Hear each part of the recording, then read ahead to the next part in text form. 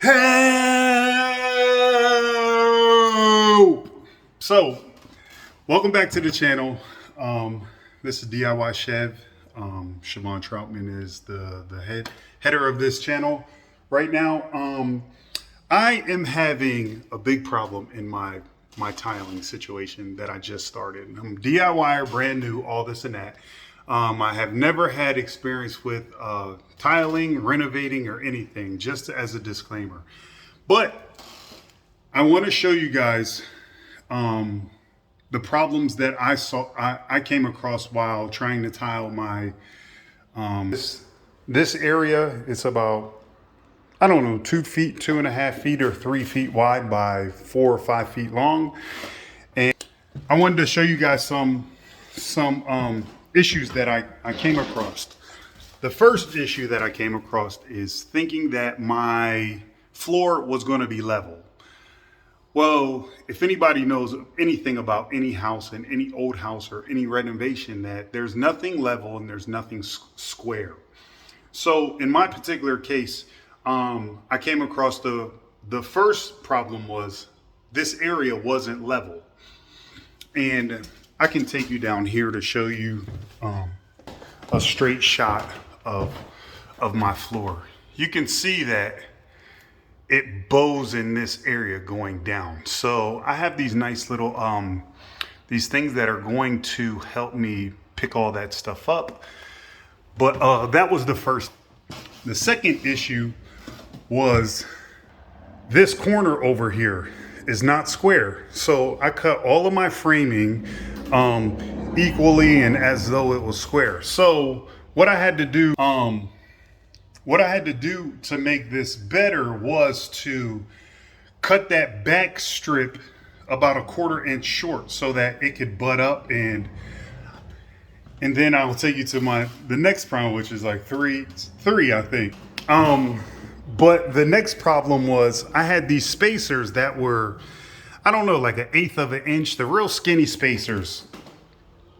But when I put all of those spacers in and tried to fit them in, they couldn't fit because in hindsight, nothing's square. So my fix to that was leave those skinny ones in the perimeter, put these little fat ones to take up all that space, to push this more to the center and give a thicker edge around your whole piece. And I ended up being able to do that. Now, coming to the next problem was the tile in the pattern that I had before. Before it was one of these, one of these, one of those, one of those, one of those, one of those, and you know, you get the drift. The problem that I had when I actually put the spacers in with these spacers in this one is that it shifted the dimensions of my layout, because I was planning that the layout was going to be perfect, all the lines would be straight, but it's because of the crookedness of this wall and that wall and the unevenness of the floor changed my dimensions. So what I had to do there was I had to take this middle part, this middle section. As you can see, it's a little bit different than the rest because there's a skinnier piece here and a skinnier piece there. Now, what I was trying to do was have this piece right here, but I only have two more pieces of tile of this kind, and I've got these for really cheap down at Construction Junction and Habitat for Humanity, is which, you know, this is the idea of this whole house, seeing if it can be repurposed on used or items that can be repurposed that would typically just be thrown away. So what I did was I started cutting some tiles, and I'm not very good at it. As you can see, I keep breaking the tiles because I have a long time still getting through the learning stage of how to cut tile, which is it's not anything easy. But what I did with this is I cut this last tile. This was my second piece that was supposed to go here. And I keep cracking the corners. I have one more trial piece, which actually no, that was the last piece. Go figure. Just my luck, but it's not bad because only a particular person will come in and judge all your work, knowing that it's a redo, renovation, a DIY house, all this and that. But what I was able to do was to my layout. It still looks generally the same. It's a big one, black one, medium one, black one. This one right here, and then the last cut one, which is there is no more. It kind of looks like a door going into the floor, but it's not.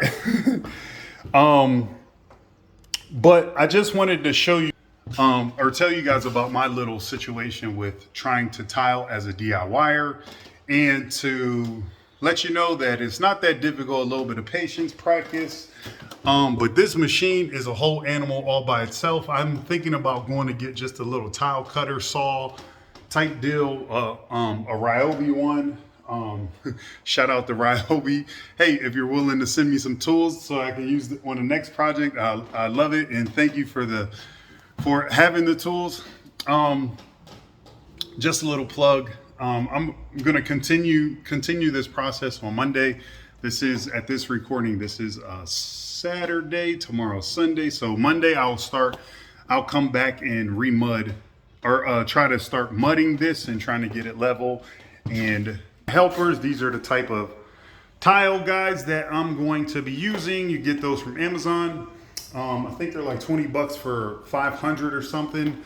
And then I got some of these spacers. These spacers, if I would suggest, don't be afraid to get a few different kinds of spacers, because you might run into the problem where all those spacers will, if you cut your framing first and you had an idea, I think sometimes this is just my opinion or what I think, because everybody can have their own problems. But if I was you, I would get all different sizes of spacers, so that when you come across laying your pattern, if you need a 1/4 of an inch or 1/8 of an inch somewhere inside of your pattern, you might be able to shift it with the bigger ones that will give you the same layout and the same spacing. You just might have a little bit bigger grout lines around your perimeter, but on the inside where everybody's going to be looking is only going to be paying attention to that. And then at the end, you can always paint the edge of your grout lines with